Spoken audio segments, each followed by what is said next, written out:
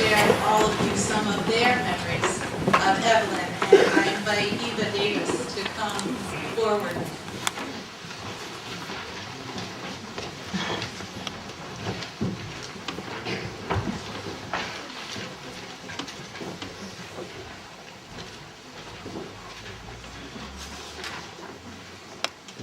First I'm going to read to you, my sister wrote a very heartfelt tribute to my grandmother. She couldn't be here today because she lives in Australia.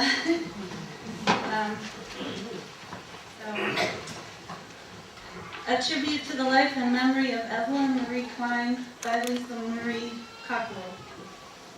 When I last saw Nanny Klein, I sensed that she knew her time was near. I knew when we said goodbye in June that it would be the last time. I would feel her warm embrace and have her wipe away my tears. She looked me straight in the eye, as she always did when she spoke to anyone, and said, "Now, Lisa, you know you'll be in my heart forever." It is that last embrace that has carried me these last days and weeks of her life, and what is giving me the strength to write these words.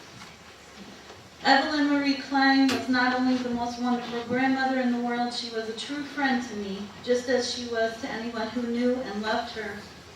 Her door and heart were always open in any season of any year for any reason. She was a teacher, not just in words, but in action. She practiced what she preached. She was faithful to the Lord and fearless throughout her life. She always took one day at a time and never took her days or years for granted. We knew this because she would often say, "If I live another day."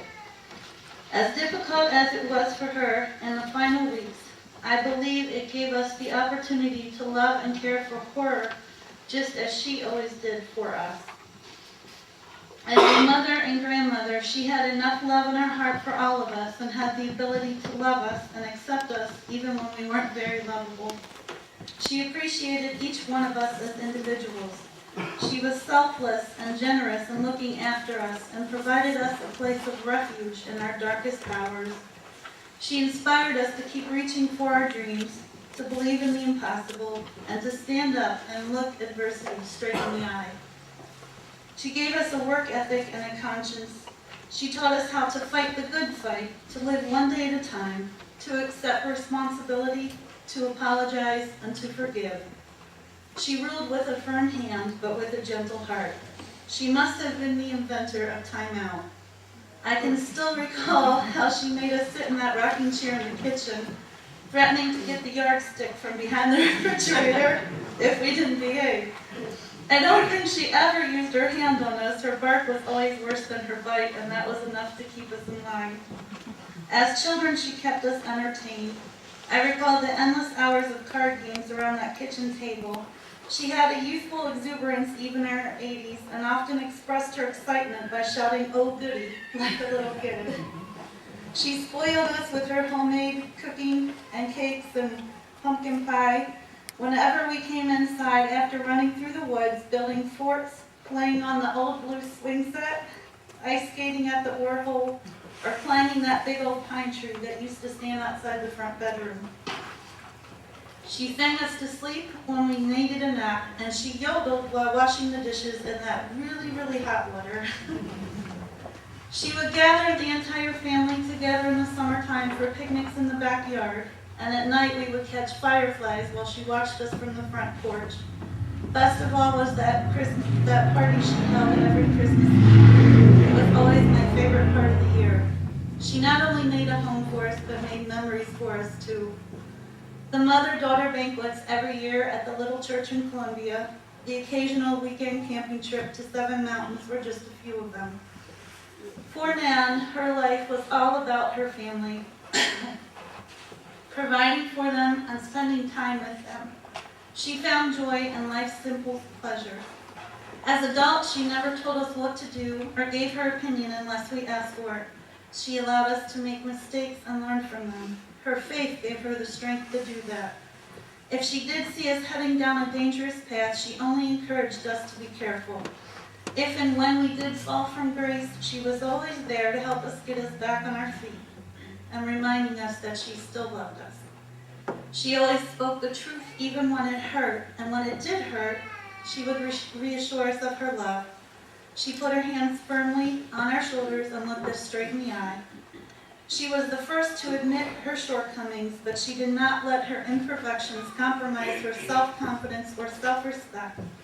When facing hardship or strife, she would not run away, but face it head-on with unbelievable courage, just as she did in her final days. She was a woman of faith who believed in the power of prayer. She prayed every day and every night without fail.